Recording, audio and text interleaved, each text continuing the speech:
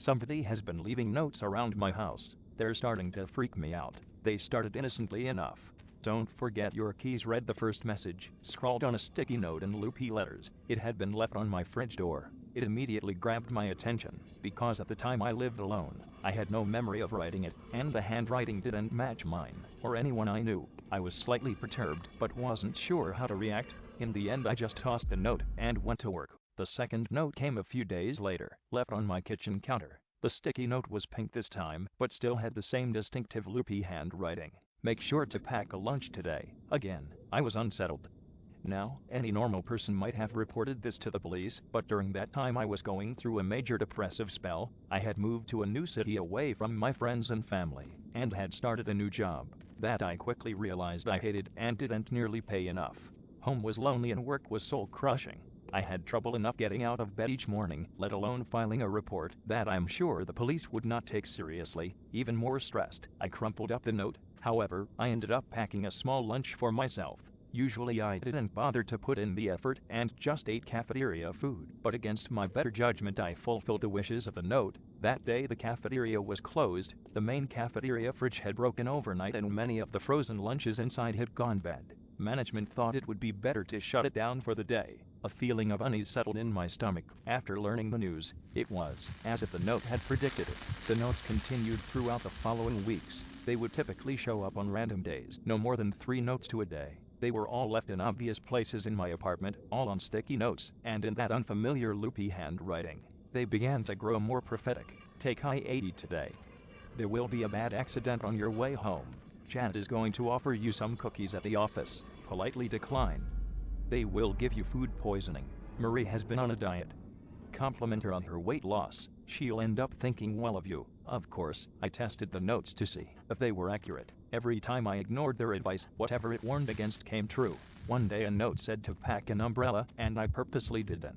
It was forecasted to be sunny that day, so any normal person wouldn't think to pack one. But sure enough, I got soaked that evening walking to my car. I was incredibly curious about the notes. There were so many questions I had about them, and those unanswered questions kept festering in my head. I tried writing notes back in return, and leaving them out, but never got a response. I'd speak out loud, and ask questions, as if the note writer could somehow hear me, but this only made me feel foolish. I'd occasionally make a surprise visit home, at odd hours, just to see if I could catch the note writer leaving their notes. Of course, I never caught them. I tried installing cameras in my apartment, even making sure all of the cameras were completely hidden. But the next day I found every single one of the cameras insides completely torn out and placed on the kitchen table, with a single note next to them reading, "Never do that again." The note stopped coming after that, which made me deeply regretful. I had grown accustomed to the notes. I had begun to rely on them even.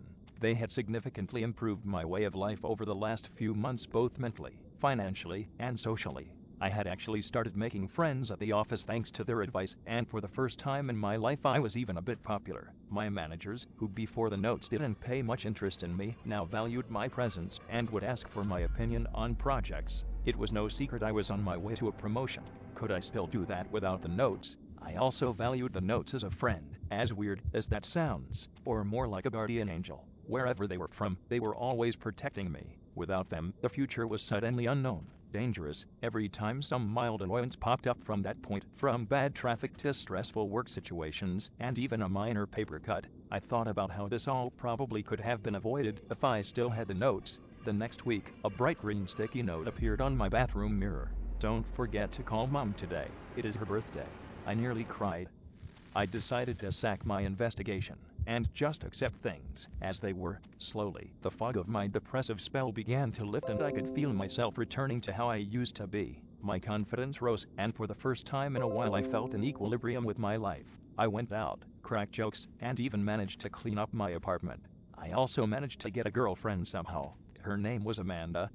I met her at a pub when I was out with my buddies. The best part of all this is that for some reason, she seemed to actually be into me. She was gorgeous, with long auburn hair that reached down to her back with soft brown eyes. Her laugh was lovely, and the lemon-scented perfume she liked to wear was intoxicating. She was the type of girl you could chat with for hours and never run out of things to talk about. The relationship was still new, so I was trying not to plan our whole future together in my head, but she was so lovable it was hard not to. At some point I briefly thought about telling her about the notes, I've always wanted to tell someone about it but never really had anyone to tell up until now. I decided not to, however, afraid she might think I was crazy. There was no point so early in the relationship making her think I was a loon. Plus I was afraid the notes might stop again. If whoever was leaving them clearly didn't want me looking into them, how would they react if I shared what was happening with somebody? So at the moment I kept it to myself. Amanda had a hobby of cooking and had invited me to her house on Saturday for, in her words, the best fucking spaghetti you'll ever eat. I was pumped since this was the first time I would actually visit her house. I was in a good mood that evening. As I was getting ready for the date, I hummed to myself happily thinking about how lovely this was going to be, and went downstairs to grab my keys. On the kitchen counter was a new hot pink sticky note. I picked it up instinctively. Kill your girlfriend. My brain stopped for a moment. I read it once, twice, a third time, the words flashing in my brain but hitting an error every time. I set the note down and gulped, feeling nauseous. Anxiously, I went to my car and started driving. I tried not to think about the note, but the words kept circling in my mind. Kill your girlfriend. The notes have never failed me before, and they were always in my best interest as far as I knew. Which was admittedly not much. Maybe they were wrong this time, maybe it wasn't meant to be taken literally. Kill could be a synonym for break up, right? My mind kept trying to make up poor excuses the whole way there. By the time I arrived I was a sweaty mess and not a latecomer. I pulled down my sun visor to check my face, and a bright green sticky note fluttered out. I went cold. The notes had never appeared outside my house before. Hands shaking, I picked up the note and read it. Kill Amanda. Take the gun from your glove box and shoot her. I looked at my glove box wide-eyed. I did indeed keep a handgun in my glove box for safety purposes. I wanted to puke to believe this wasn't happening. Again, I ignored the note and walked up to Amanda's house, trying to shake the message from my mind. She answered the door almost immediately after I rang the doorbell. Hey, what's up? She said with a bright smile, but when she saw my face the smile dropped. You okay, Gary? What's wrong? She said in concern. Nothing. I lied, trying to force a smile. Well, actually I think I have a bit of a stomachache. Come in, she said, ushering me in. The inside of her house was cute and homely, and she fretted over me worriedly as she led me over to her kitchen table. She then took my hand and rubbed it comfortingly. If you're not feeling up to spaghetti, we can always have it another time. Don't worry about it. Do you want any antacids or something? I smiled. The way she was so concerned for me over a simple stomachache made me fall in love with her all over again. My heart panged with both love and guilt. The aroma of cooked spaghetti was also extremely strong, and even though she said it was fine, I knew it would probably be a bummer for her to pack away all that spaghetti after just making it. I'm fine, sweetie. I probably have a stomachache because I haven't eaten much today. I was looking forward so much for your spaghetti. Her smile returned again. I always loved how fast she smiled at things. Well then, Mr. Hungry, let me grab you a bowl. She left for the kitchen. I reclined back and sighed, sticking my hands in my pockets. I felt a crinkle of paper. Shit. I pulled the paper out of my right pocket. Take your chair and bash her head in. I had a hard time controlling my breathing as I stuffed the note back in my right pocket. I also felt paper in my left pocket, and against my mind screaming for me not to. I pulled it out, realizing that it was actually two notes crinked together. Shakily, I unwrinkled the first note. Do not eat the spaghetti. Drugged. What's that, Gary? Asked Amanda behind me. I nearly jumped out of my skin. I stuffed the notes back in my left pocket. Oh, just some note from work I forgot was in my pocket is all. I said in a weird voice. She frowned, looked like she wanted to say something, but then thought better of it. Here, babe, she said gently, handing me a bowl of spaghetti. It looked heavenly. I wanted to puke. She sat next to me with her own bowl. She rested her head in her hands and looked at me excitedly, expectantly. I stared at her blankly.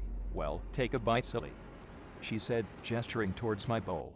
I'm so sorry. I really need to use your bathroom. I jumped up and started looking for her bathroom. She jumped up after me, looking confused. Gary, what's wrong? You've been acting weird. When I found the right door, I went in and locked the door behind me. She kept knocking and knocking. Gary.